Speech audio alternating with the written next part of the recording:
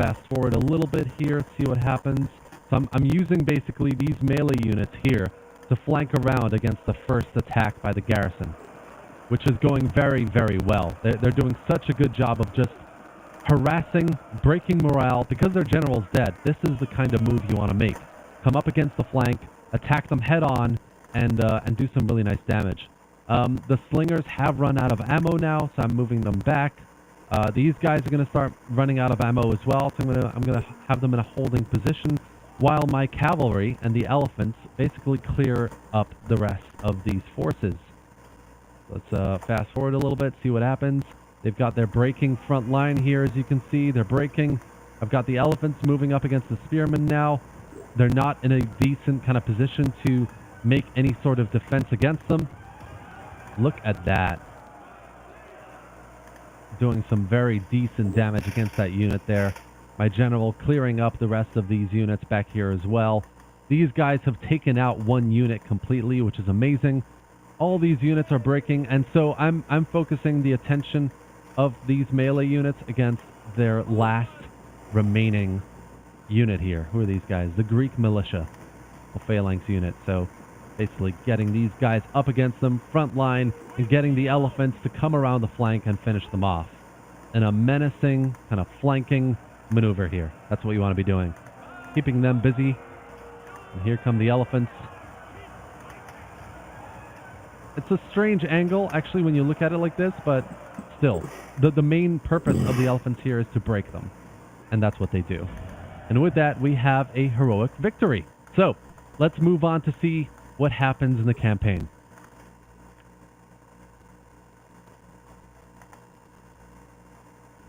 Alright guys, so with that, we've defeated the forces in Syracuse with a pretty decisive battle. Look at that. I only lost one unit, and I committed my general a little too much, but overall, we absolutely smashed them. So we're going to take Syracuse pretty quickly now, which is a great start, actually, to this campaign. And we'll just go ahead and do that. Let's attack. And we'll auto-resolve in a defensive position so we don't take as many casualties. We still got that fully equipped navy outside the city as well, so we'll use that right away to start going up against Rome. And yeah, I'm going to occupy the city. Imperium. Sweet. Alright, so we've taken Syracuse. What a joyous day. So I'm going to build an agora here that will give us our supply building, so we can march on to Rome right away.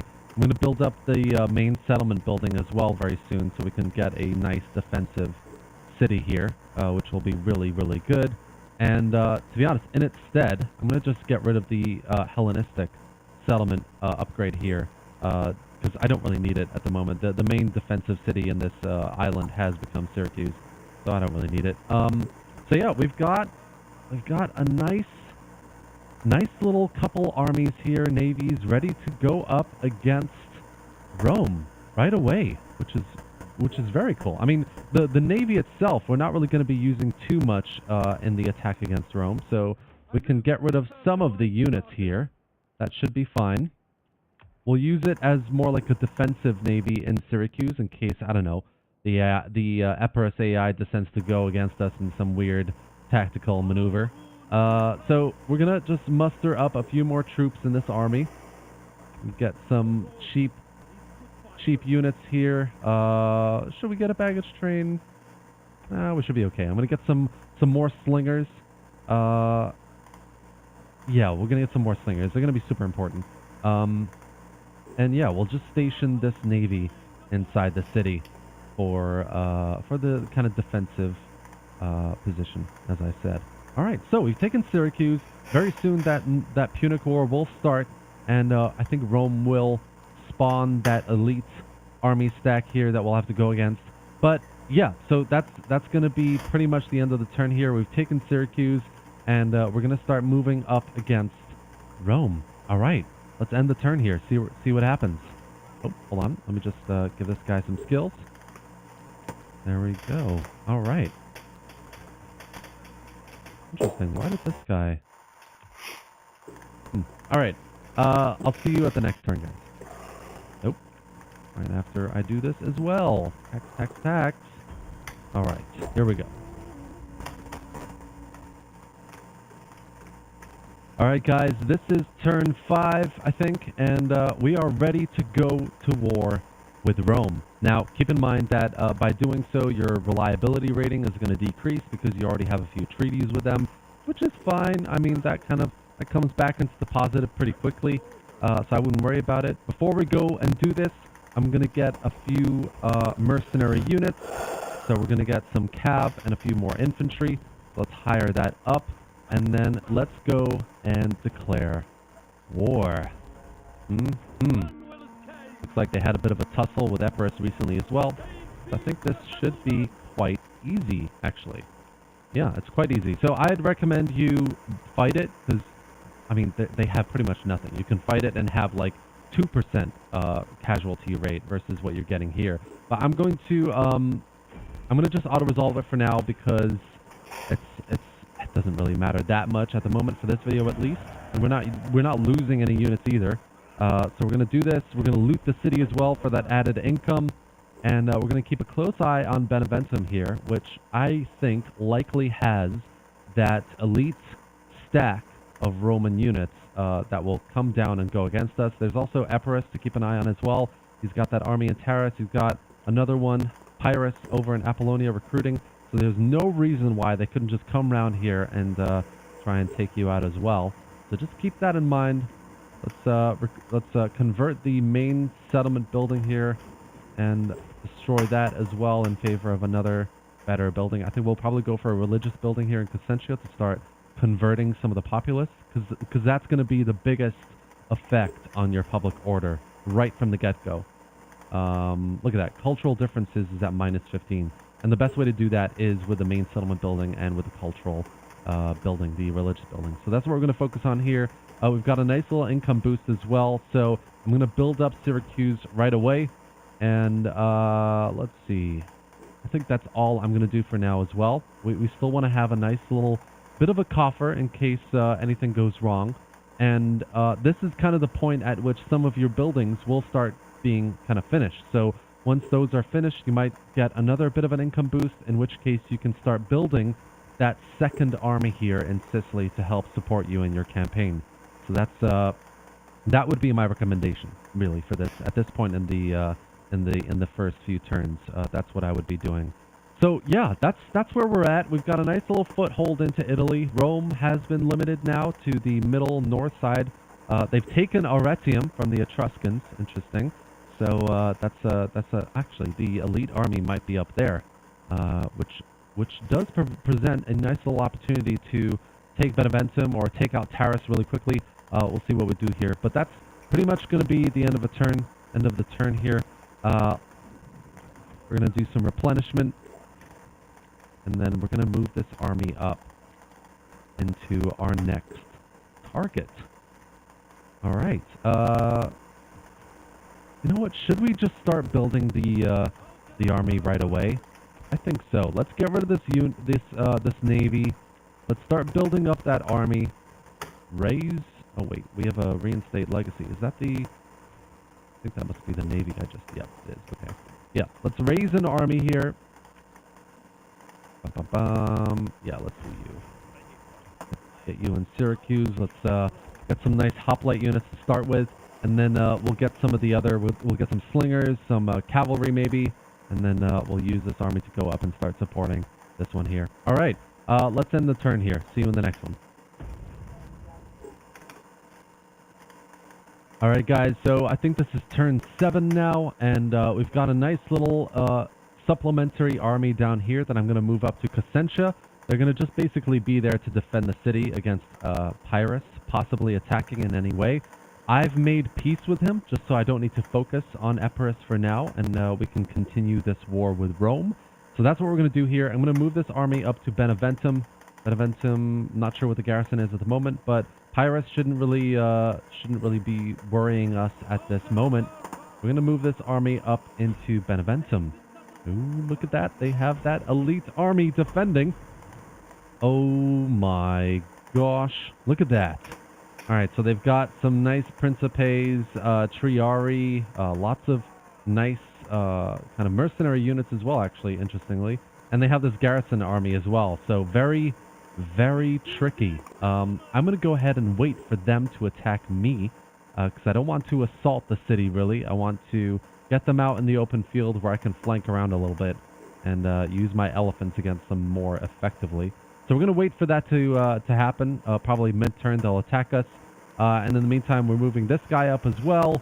We might get some mercenary units here as well and help attack Beneventum also. Let's see what happens there. But yeah, so that's how things are going. Yeah, I'm gonna keep this coffer as it is in case we need some more mercenary units. And we're gonna see how this battle turns out. Super exciting. Let's see what happens. Alright guys, so the battle has started, the Romans have attacked us, and I'm basically setting myself up here in a defensive position.